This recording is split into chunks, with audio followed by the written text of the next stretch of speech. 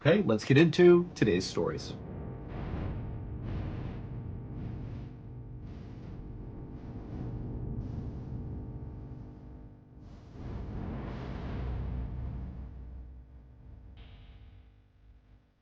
At around 1 a.m. on August 27th, 2000, a fisherman named Sam Watts did his best to keep his balance on the wet deck of the huge commercial fishing boat that he was working on. And as he tried to do that, he looked over at his crewmate, Michael Edwards, another fisherman, who was grabbing onto the mast as the ship rocked underneath their feet. Sam and Michael and the four other crew members on board this boat had just dropped their anchor 56 miles off the northeast coast of Queensland, Australia, and up until about an hour earlier, the sea had been very calm.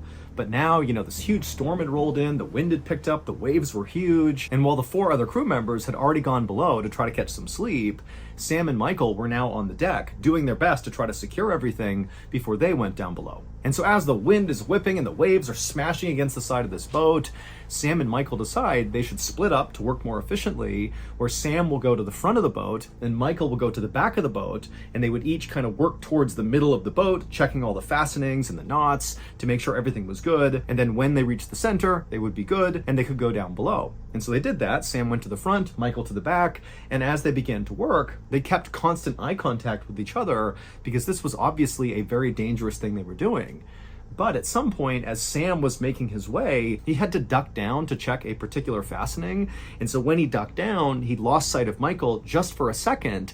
But in that split second, this huge rogue wave smashed the side of the boat, practically capsizing it, sending Sam flying towards the railing.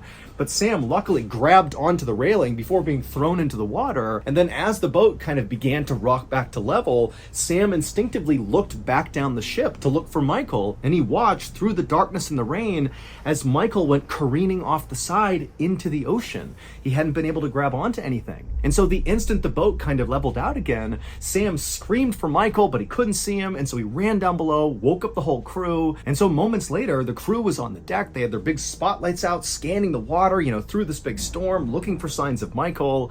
And at the same time, the captain had come up and he was on the radio talking to police.